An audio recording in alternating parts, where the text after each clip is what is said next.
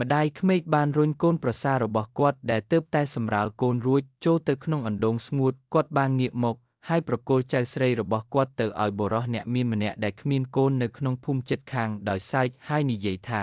ឥឡូវនេះបំណុលរបស់យើងអាចត្រូវបានសងរួចរាល់ហើយកូនប្រសារបានរមួលខ្លួនដោយការឈឺចាប់នៅក្នុងអណ្ដូងស្ដាប់សំឡេងផៅរបស់បុរសអ្នកមាននៅខាងក្រៅបេះដូងរបស់គាត់មានអារម្មណ៍ដូចជាវាត្រូវបានបំបែកដោយថ្មជញ្ជាំងអណ្ដូងរអិលនិងពោពេញដោយភក់កូនប្រសារបានលូកដៃឡើងចាប់កែមអណ្ដូងចុងម្រាមដៃរបស់គាត់ហូរឈាមហើយបានព្យាយាមលូកយកគ្រាប់វ៉ាល់ណាត់ចេញដែលផ្ទៃរបស់វានៅតែក្តៅដោយឈាមរបស់គាត់ពេលគាត់ដាក់គ្រាប់វ៉ាល់ណាត់ចូលទៅក្នុងទ្រូងរបស់គាត់ម្ដាយក្មេកបានបោះបន្ទះផ្លាស្ទិករឹងមួយចូលទៅក្នុងអណ្ដូងហើយជេរប្រមាថថាគួរសម្រាលកូនស្រីអ្នកកុហកអ្នកគិតថាអ្នកអាចរីករាយនឹងជីវិតដ៏ប្រណីតមែនទេអ្នកមានសំណាងណាស់ប្រសិនបើអ្នកមិនអត់ឃ្លានសូមគិតអំពីសកម្មភាពរបស់អ្នកនៅក្នុងនោះបន្ទាប់មកគាត់បានយកបន្ទះឈើមួយមកគ្របអណ្ដូងយ៉ាងតឹងដោយទុកតែស្នាមប្រេះតូចមួយសម្រាប់ខ្យល់ចេញចូលកូនប្រសារស្រីបានអង្គុយអោបគ្នានៅជ្រុងអណ្ដូងដោយកាន់គ្រាប់វ៉ាល់ណាត់មួយគ្រាប់ត្រជាក់និងឃ្លាននាងមិនអាចទ្រាំទ្រនឹងខំភ្នាសរឹងនោះទេនាងមានអារម្មណ៍ថាគ្រាប់វ៉ាល់ណាត់នេះពិសេសហើយរាល់ថ្ងៃនាងនិយាយជាមួយវាប្រាប់វាអំពីការសោកសៅរបស់នាងការចង់បានកូនស្រីរបស់នាងនិងការស្អប់របស់នាងចំពោះភាពខូខើរបស់ម្ដាយក្មេក7ថ្ងៃក្រោយមកបន្ទះធ្មនៅគែមអណ្ដូងត្រូវបានរើចេញវាមិនមែនជាម្ដាយមេឃរបស់នាងទេប៉ុន្តែជាស្ត្រីស្រីនៅក្នុងភូមិស្ត្រីស្រីនោះជាក្មេងកំព្រាដែលត្រូវបានអ្នកភូមិធ្វើបាបជាញឹកញាប់កូនប្រសារស្រីនោះធ្លាប់ជួយនាងពីមុនហើយនាងបានលួចឲ្យទឹកនិងនំប៉័ងនាងដោយចង្អុលទៅផ្ទះបុរសអ្នកមានដោយធ្វើសញ្ញាថាកូនស្រីរបស់នាងកំពុងត្រូវបានប្រពន្ធបុរសអ្នកមានធ្វើបាបមិនអាចរកអាហារបានគ្រប់គ្រាន់ផងបេះដូងរបស់កូនប្រសារស្រីកាន់តែតានតឹងពេលនាងហៀបនឹងសុំជំនួយពីស្ត្រីស្រីនោះនាងបានឮសំឡេងជើងម្ដាយក្មេករបស់នាងពីចម្ងាយស្ត្រីស្រីនោះបានរត់ចេញដោយភ័យស្លន់ស្លោម្ដាយក្មេកបានទៅដល់អណ្ដូងទឹកហើយឃើញកូនប្រសារស្រីរបស់គាត់នៅរស់រានមានជីវិតនៅខាងក្នុងនាងបានជំរុញនាងឲ្យបន្តទៅមុខទៀតដោយនិយាយថា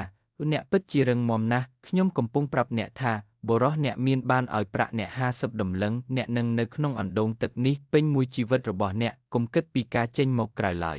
បន្ទាប់ពីនិយាយបែបនេះនាងហៀបនឹងគ្រប់អណ្ដូងទឹកដោយបន្ទះថ្មស្រាប់តែកូនប្រសារស្រីរបស់នាងបានគប់គ្រាប់វ៉ាល់ណាត់មួយគ្រាប់មកលើនាងគ្រាប់វ៉ាល់ណាត់បានប៉ះដៃម្ដាយក្មេករបស់នាងប៉ុន្តែមិនបាក់ទេផ្ទុយទៅវិញវាបានរមៀលត្រឡប់ទៅក្នុងអណ្ដូងវិញដែលម្ដាយក្មេកបានប្រែជា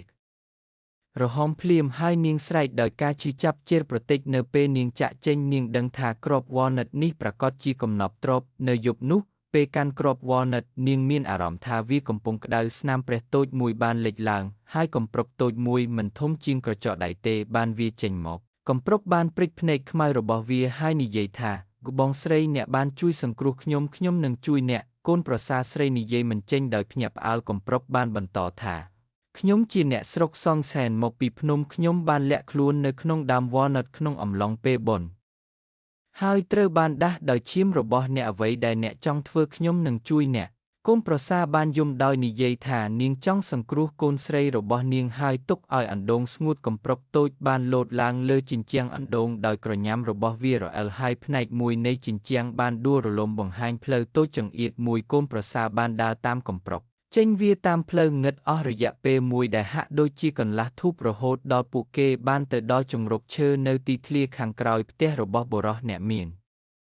ជង្រុកឈើនោះជាកន្លែងដែលបុរសអ្នកមានបានលាក់របស់របររបស់គាត់ហើយវាក៏នៅជាប់នឹងបន្ទប់ចំហៀងដែលកូនស្រីរបស់នាងត្រូវបានឃុំខ្លួនកូនប្រសារស្រីចង់ប្រញាប់ចូលទៅក្នុងបន្ទប់ចំហៀងដើម្បីមើលកូនស្រីរបស់គាត់ប៉ុន្តែកំប្រុកតូចបានបញ្ឈប់នាងដោយនិយាយថាកុំប្រញាប់អីបុរសអ្នកមាននោះគ្មានចិត្តអាក្រក់ទេគាត់មិនបានឲ្យប្រាក់ពេញ50តាលដល់អ្នកទេគាត់បានឲ្យអ្នកត្រឹមតែ20តាលប៉ុណ្ណោះហើយគាត់បាននិយាយថាប្រសិនបើគាត់ដឹងថាអ្នករត់គេចខ្លួនគាត់នឹងយកប្រាក់នោះមកវិញហើយវីកូនស្រីរបស់អ្នករហូតដល់ស្លាប់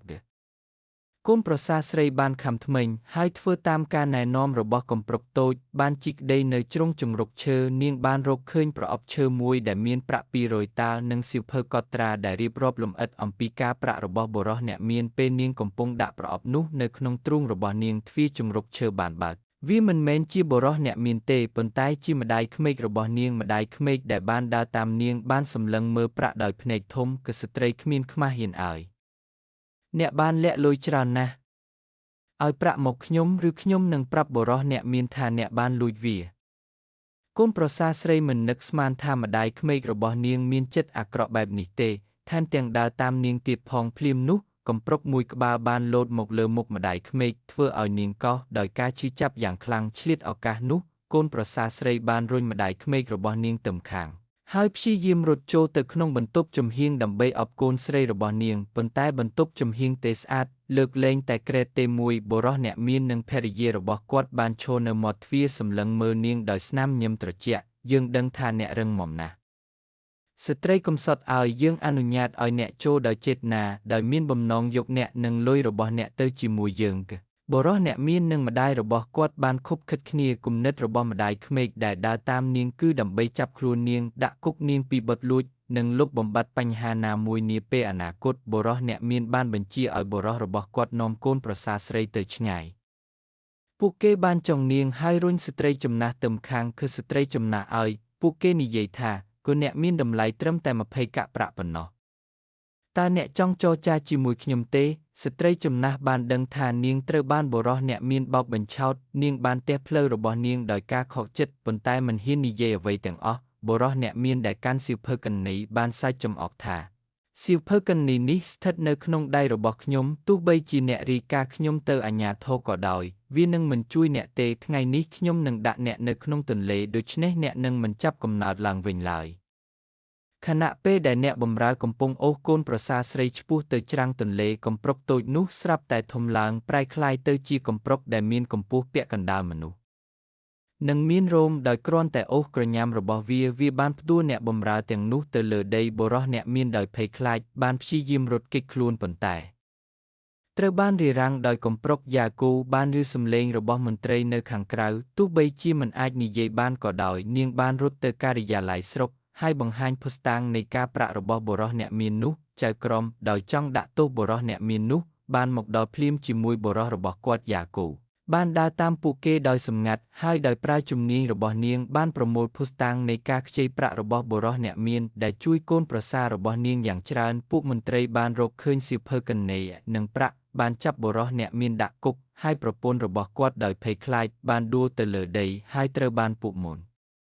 ត្រីនាំយកទៅដែរដោយឃើញស្ថានភាពធ្ងន់ធ្ងរម្ដាយក្មេកបានព្យាយាមលួចរត់គេចខ្លួនប៉ុន្តែត្រូវបានកំប្រុកបញ្ឈប់កំប្រុកបានប្រែក្លាយទៅជាកំប្រុកតូចមួយវិញហើយបានប្រាប់ពួកមន្ត្រីថាស្ត្រីចំណាស់បានលក់ចៅស្រីរបស់គាត់ដើម្បីយកលុយហើយចាប់កូនប្រសាររបស់គាត់ដាក់គុកក្នុងអណ្ដូងស្ងួតនាងជាអ្នកសំគំនិតពួកមន្ត្រីបានចាប់ខ្លួនម្ដាយក្មេកផងដែរហើយកាត់ទោសនាងឲ្យនិរទេសខ្លួនដោយមិនត្រឡប់មកវិញឡើយកូនប្រសារបានប្រញាប់ប្រញាល់ចូលទៅក្នុងបន្ទប់មួយហើយទីបំផុតបានរកឃើញកូនស្រីរបស់នាងនៅក្រោមគ្រែប្រពន្ធរបស់បុរសអ្នកមានបានលាក់នាងនៅទីនោះមុខរបស់ក្មេងស្រីតូចស្លេកស្លាំងនិងស្លេកស្លាំងដោយសារភាពអត់ឃ្លានប៉ុន្តែនាងមិនបានយំឬបង្កបញ្ហាអ្វីឡើយមានតែពេលនាងឃើញកូនប្រសាររបស់នាងទេទើបនាងស្រែកដោយក្តីអាណិតថាឌុម៉ាក់កូនប្រសារស្រីបានអបកូនស្រីរបស់នាងហើយយំសោកសៅយ៉ាងខ្លាំងកំប្រុកតូចបានលោតឡើងលើស្មារបស់នាងហើយត្រដុសមុខរបស់នាងបងស្រីអ្វីគ្រប់យ៉ាងមិនអីទេកូនប្រសារស្រីរួមជាមួយកូនស្រីរបស់នាងកំប្រុកតូចនិងប្រាក់200តម្លឹងបានចាក់ចេញពីភូមិយ៉ាគូបានទៅជាមួយពួកគេយ៉ាគូជាមនុស្សឧស្សាហ៍ព្យាយាមនិងមានចិត្តល្អហើយកូនប្រសារស្រីបានប្រព្រឹត្តចំពោះនាងដូចជាប្អូនស្រីពួកគេបានរកឃើញទីធ្លាមួយនៅក្នុងស្រុកជិតខាងហើយបានបើកហាងតូចមួយដែលលក់អង្ករម្សៅនិងប្រេងចម្អិនអាហារកំប្រុកតូចបានជួយដំណើរការហាងដោយទទួលស្គាល់ប្រាក់និងធ្វើគណនេយ្យឲ្យដោយមិនធ្វើខុសឡើយយ៉ាគូបានជួយគ្រប់គ្រងអាជីវកម្មហើយហាងកាន់តែរីកចម្រើនកូនប្រសារស្រីមានចិត្តល្អនិងសុភាពរាបសារអ្នកក្រីក្រនៅក្នុងភូមិក៏បានទទួលជំនួយជាច្រើនផងដែរហើយមនុស្សគ្រប់គ្នាបានសរសើរនាងចំពោះសេចក្តីសប្បុរសរបស់នាងកូនស្រីរបស់នាងបានធំឡើងជាមនុស្សឆ្លាតវៃគោរពប្រតិបត្តិនិងមានសុភវិនិច្ឆ័យហើយថែមទាំងទទួលស្គាល់យ៉ាគូជាមីងរបស់នាងទៀតផងគ្រួសារនេះរស់នៅយ៉ាងមានសុភមង្គលនិងរុងរឿងអ្វីគ្រប់យ៉ាងដែលបុរសអ្នកមាននិងម្ដាយក្មេករបស់គាត់បានគ្រោងទុកទីបំផុតបានคล้ายទៅជាឥតប្រយោជន៍មនុស្សអាក្រក់តែងតែទទួលបានបង្អែមដ៏ត្រឹមត្រូវរបស់ពួកគេគ្មានកន្លែងសម្រាប់សំណាងទេមនុស្សម្នាក់មិនគួរលោភលន់ពេកទេម្ដាយក្មេកបានលក់ចៅស្រីរបស់ លួនដើម្បីលុយបណ្ដាលឲ្យកូនប្រសាររបស់គាត់ត្រូវនិរទេសខ្លួនបុរសអ្នកមានបានឲ្យខ្ចីប្រាក់ក្នុងអត្រាការប្រាក់ខ្ពស់ហួសហេតុខុបខិតប្រឆាំងនឹងអ្នកដទៃហើយនៅទីបំផុតបានជាប់គុកទាំងអស់នេះគឺបណ្ដាលមកពីលោភលន់មនុស្សម្នាក់គួរតែប្រព្រឹត្តចំពោះអ្នកដទៃដោយប្រុងប្រយ័ត្នរក្សាចិត្តសប្បុរសកូនប្រសារស្រីបានជួយយ៉ាហ្គូកាលពីអតីតកាលហើយយ៉ាហ្គូបានប្រថុយជីវិតរបស់នាងដើម្បីជួយនាងក្នុងគ្រាមានវិបត្តិកំប្រុកតូចត្រូវបានដាស់ដោយឈាមរបស់កូនប្រសារស្រីហើយបន្ទាប់មកបានខិតខំជួយអស់ពីសមត្ថភាពសេចក្តីសប្បុរសនឹងមិនដែលត្រូវបានក្បត់ឡើយសេចក្តីស្រឡាញ់ក្នុងគ្រួសារគឺជារឿងដ៏មានតម្លៃបំផុតចំណងឈាមគឺសំខាន់ជាងលុយកាក់ណាមួយប្រសិនបើអ្នកបោះបង់ចោលសេចក្តីស្រឡាញ់ក្នុងគ្រួសារចំពោះលុយកាក់អ្នកនឹងត្រូវមនុស្សគ្រប់គ្នាក្បត់ហើយគ្មានអ្វីទាំងអស់មនុស្សកំពុងមើលអ្វីដែលអ្នកធ្វើល្អនិងអាក្រក់នៅក្នុងលោកនេះនឹងទទួលបានរង្វាន់នៅទីបំផុតមិនថាអ្នកលេងល្បិចអ្វីឬរឿងអាក្រក់អ្វីក៏ដោយពួកវានឹងធ្លាក់មកលើអ្នកនៅទីបំផុតមានតែការធ្វើរឿងត្រឹមត្រូវនិងធ្វើសកម្មភាពដោយសុចរិតប៉ុណ្ណោះទើបអ្នកអាចរស់នៅបានដោយសន្តិភាពនិងសុវត្ថិភាព